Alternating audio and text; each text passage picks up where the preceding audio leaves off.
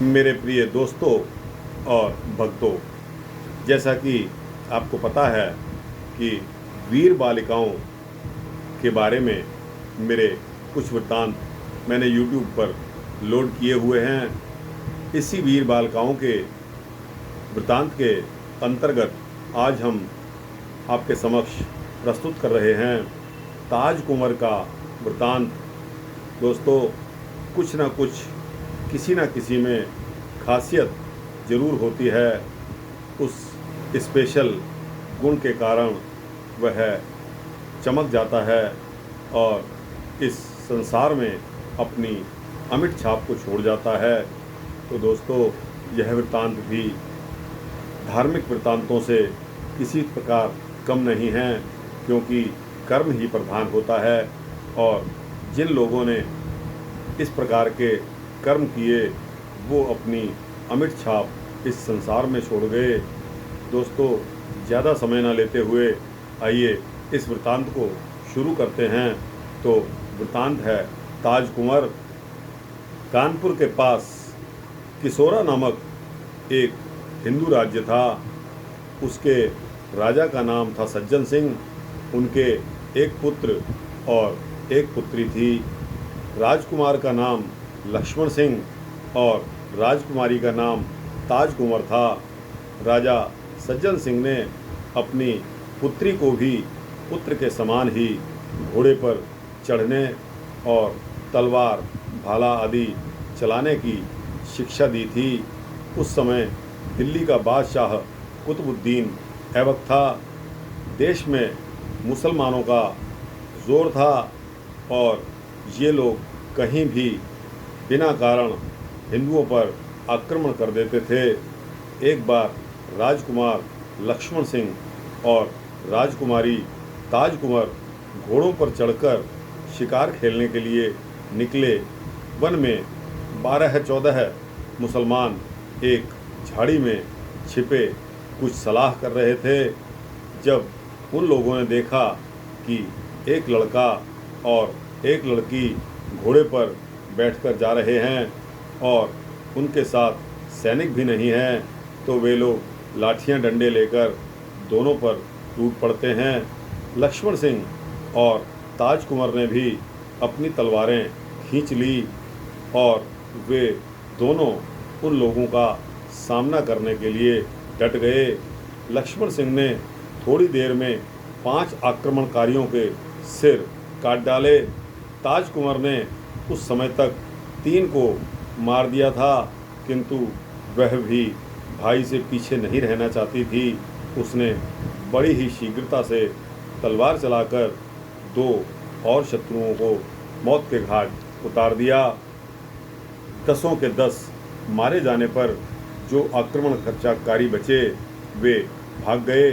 वे भागे हुए पठान दिल्ली पहुँचे। उन लोगों ने कुतुबुद्दीन को जाकर भड़का दिया कि ताज कुंवर बहुत सुंदर है, उसे बादशाह अपनी बेगम बना लें। कुतुबुद्दीन ने उन लोगों की बात मान ली। दिल्ली की मुसलमानी सेना ने किसोरा का किला जाकर घेर लिया। उस छोटे से राज्य के थोड़े से राजपूत सैनिक किले से बाहर निकले और शत्रुओं पर टूट पड़े। किले के कंगूरे पर से राजकुमार और राजकुमारी युद्ध को देख रहे थे। उन्होंने देखा कि बहुत बड़ी मुसलमानी सेना के सामने राजपूत वीर एक एक करके मारे जा रहे हैं। किसोरा की सेना घटती चली जा रही है। भाई बहन ने सलाह की कि वीर वेश में घोड़े पर चढ़कर तलवारें खींचें, युद्ध के लिए चल पड़ें। युद्ध में उन दोनों की तलवारों ने शत्रुओं को मूली की तरह काटना शुरू कर दिया। बादशाह कुतुबुद्दीन दूरबीन लगाए दूर से देख रहा था। उसने ताज कुंवर को युद्ध करते हुए भी देखा तो अपने सिपाहियों से वह चिल्लाकर बोला, जो कोई उस लड़की को जीवित पकड़कर मेरे पास ले आएगा उसे मैं मुंह मांगा इनाम दूंगा। तो दोस्तों, बादशाह की घोषणा को सुनकर अनगिनत मुसलमान सैनिक इनाम के लालच में राजपूतों पर टूट पड़े। राजा सज्जन सिंह और उनके साथी राजपूत सैनिक युद्ध में मारे गए। जब ताजकुंवर ने देखा कि मुसलमान सैनिक उसके पास आते जा रहे हैं तो उसने लक्ष्मण सिंह से कहा कि भैया अपनी बहन को बचाओ।